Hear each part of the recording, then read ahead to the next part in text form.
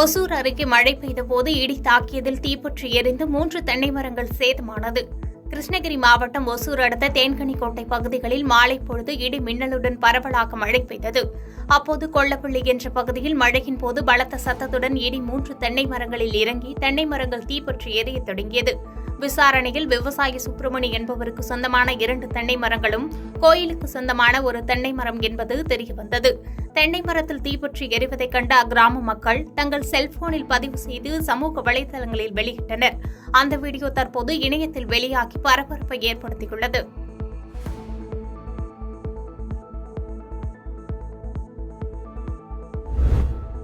நத்தம் அருகே நள்ளிரவில் செங்கல் கால்வாயில் திடீர் தீ விபத்து ஏற்பட்டது பரபரப்பை ஏற்படுத்தியது.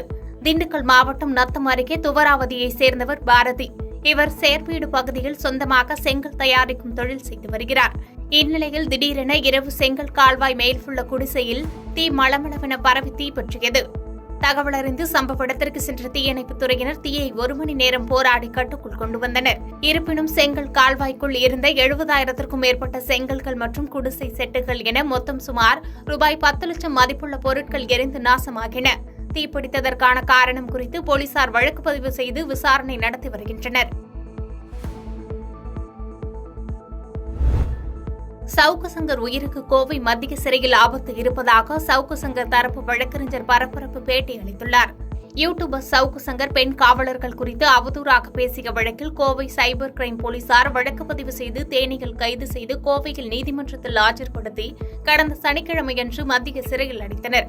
இந்நிலையில் சனிக்கிழமை இரவு சவுக்கு சங்கரை 10க்கும் மேற்பட்ட காவலர்கள் பிளாஸ்டிக் பைப்பில் துணி சுற்றி பலமாக தாக்கியுள்ளனர் எனவும் இதில் சவுக்கு சங்கருக்கு உடல் முழுவதும் பலத்த காயங்கள் ஏற்பட்டுள்ளதாகவும் வலது கையில் எலும்பு முறிவு ஏற்பட்டுள்ளதாகவும் சவுக்கு சங்கரை சிறையில் நேரில் சந்தித்த வழக்கறிஞர் பரபரப்பு பேட்டி அளித்துள்ளார். மேலும் சவுக்கு சங்கர் உயிருக்கு கோவை மத்திய சிறையில் ஆபத்து இருப்பதாக தெரிவித்த வழக்கறிஞர் சவுக்கு சங்கருக்கு தனியார் மருத்துவமனையில் சிகிச்சை அளிக்க அனுமதி வழங்க வேண்டும் எனவும் இதில் நீதிபதி தலையிட்டு சவுக்கு சங்கரை நேரில் பார்க்க வேண்டும் என மனு தாக்கல் செய்துள்ளதாக வழக்கறிஞர் கோபாலகிருஷ்ணன் தெரிவித்துள்ளார். அவங்க துணி சுற்றி அடித்ததுக்கான காரணம் என்னன்னு கேட்டிங்கன்னா கை உடஞ்சிடக்கூடாது. ஏன்னா மெடிக்கல் ரிப்போர்ட்டில் அவர் கை ஆரோக்கியமாக இருக்குன்னு தான் ஜிஹெச்சில் எடுத்த மெடிக்கல் ரிப்போர்ட்டும் இருக்குது. பிரிசனுக்குள்ளே போகிற சென்ட்ரல் பிரிசனுக்கு முன்னாடி போகிற மெடிக்கல் ரிப்போர்ட்டும் அவர் ஆரோக்கியமாக தான் இருக்குதுன்னு சொல்லியிருக்கு.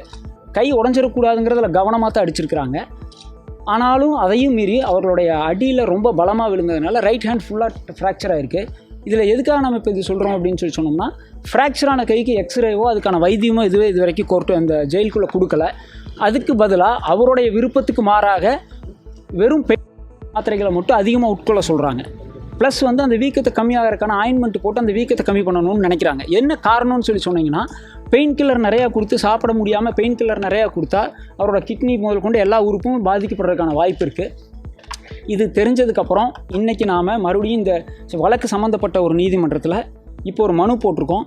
நீதிபதி அவர்கள் அந்த மனுவை பரிசீலனை செய்து உடனடியாக ஜெயிலில் போய் சவுக்கு சங்கர் அவர்களை பார்த்து அவரோட உடல்நிலை குறித்து ரிப்போர்ட் எடுத்து அவருக்கான உடல்நிலை ட்ரீட்மெண்ட்டுக்கு ஒரு பிரைவேட் ஹாஸ்பிட்டலுக்கு ரெஃபர் பண்ணணும். உடுமலையில் கோவிலில் வழிபாடு செய்வதில் இரு தரப்பினருக்கு ஏற்பட்ட பிரச்சனையில் ஒரு தரப்பினர் குழந்தைகளுடன் சாலை மறியலில் ஈடுபட்டது பரபரப்பை ஏற்படுத்தியது. திருப்பூர் மாவட்டம் உடுமலை அருகே ஜல்லிப்பட்டி பகுதியில் அமைந்துள்ளது ஜக்கம்மா கோவில். இங்கு நீண்ட காலமாக ஒரு தரப்பினர் வழிபாடு செய்து வரும் நிலையில் இன்னொரு தரப்பினர் விசேஷம் வழிபாடு உள்ளிட்ட நிகழ்வுகளில் அவர்களை பங்கேற்க எதிர்ப்பு தெரிவித்து வந்ததால் இரு தரப்பினருக்கு பிரச்சனை ஏற்பட்டது. இதில் பல வருடங்களாக அந்த கோவிலில் வழிபாடு செய்து வந்த ஒரு தரப்பினர் தங்களிடம் கோவிலை ஒப்படைக்க வேண்டும், தங்களை வழிபாடு செய்திட இடைஞ்சல் செய்திடக்கூடாது போன்ற கோரிக்கைகளை வலியுறுத்தி உடுமலை தளிசாலையில் குழந்தைகளுடன் சாலை மறியலில் ஈடுபட்டனர். உடனடியாக போக்குவரத்தை வேறு இடத்திற்கு மாற்றிய போலீசார் வட்டாட்சியர் சுந்தரம் மற்றும் டிஎஸ்பி சுகுமாரன் தலைமையில் பேச்சுவார்த்தை நடத்தினர். இரு தரப்பினரையும் அழைத்து பேச்சுவார்த்தை நடத்தி உரிய தீர்வு தருவதாக அதிகாரிகள் உறுதியளித்ததைத் தொடர்ந்து சாலை மறியலில் ஈடுபட்டவர்கள் அங்கிருந்து கலைந்து சென்றனர். ஆரணி அருகே ஆலய திருப்பணி கிடப்பில் போடப்பட்டுள்ளதாக பொதுமக்கள் குற்றம் சாட்டியுள்ளனர். திருவண்ணாமலை மாவட்டம் ஆரணி அருகே வடமாதிமங்கலம் கிராமத்தில் சுமார் 500க்கும் மேற்பட்ட குடும்பங்கள் வசித்து வருகின்றனர்.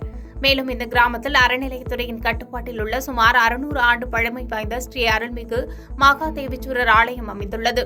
இந்நிலையில் 2 ஆண்டுகளுக்கு முன்பு கோவில் திருப்பணி செய்திட இந்து சமய அறநிலைத்துறை மூலம் சுமார் ரூபாய் 65 லட்சம் நிதி ஒதுக்கீடு செய்யப்பட்டும் தற்போது வரை இந்த கோவிலின் திருப்பணி நடைபெறாமல் கிடப்பில் போடப்பட்டுள்ளதாக கிராம மக்கள் குற்றம் சாட்டியுள்ளனர். மேலும் இது சம்பந்தமாக துறை சார்ந்த அதிகாரிகளிடம் பலமுறை புகார் மனு அளித்தும் அதிகாரிகள் எந்தவொரு நடவடிக்கையும் எடுக்கவில்லை என்று கூறப்படுகிறது. இதனால் ஆத்திரமடைந்த கிராம மக்கள் இன்று ஸ்ரீ அருள்மிகு மகாதேவீஸ்வரர் ஆலயத்தின் கதவை பூட்டிவிட்டு கோவில் வெளியே போராட்டத்தில் ஈடுபட முயன்றனர். அப்போது அங்கு வந்த கோவில் அறங்காவலர் அதிகாரி கிராம மக்களிடம் கோயில் புதுப்பிக்கும் பணியை தொடங்க உடனடியாக நடவடிக்கை எடுக்கப்படும் என்று உறுதியளித்ததன் பேரில் தற்காலிகமாக போராட்டம் கைவிடப்பட்டது. மேலும் அதிகாரி குறிப்பிட்ட தேதியில் பணிகள் தொடங்கவில்லை என்றால் மறியல் போராட்டத்தில் ஈடுபட போவதாக வடமாதிமங்கலம் கிராம மக்கள் எச்சரிக்கை விடுத்தது பரபரப்பை ஏற்படுத்தியுள்ளது. பாதகம் செய்பவரை கண்டால் நாம் பயங்கொள்ளலாகாது பாப்பா, மோதி மிதித்து விடு பாப்பா, அவர் முகத்தில் உமிழ்ந்து விடு பாப்பா. அண்மை செய்திகளை உடனுக்குடன் தெரிந்து கொள்ள இணைந்திருங்கள் இயம்நாடு தொலைக்காட்சியுடன்.